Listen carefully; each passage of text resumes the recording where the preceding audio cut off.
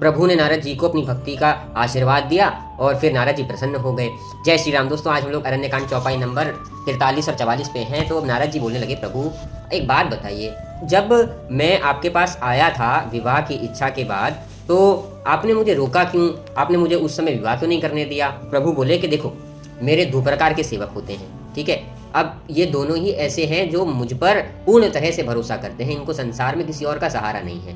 पर जो ऐसे बच्चे हैं ये बिल्कुल उनकी तरह हैं, जैसे एक माता के दो बालक, एक छोटा और एक बड़ा। तो जो बड़ा है वो उन ज्ञानी संतों की तरह है जिनको सारे गुणों और अवगुणों का ज्ञान है। जो छोटा है वो तुम्हारी तरह, जो हर तरह से मुझ पे आश्रित है, वो अपने बल की चिंता ही नहीं करता।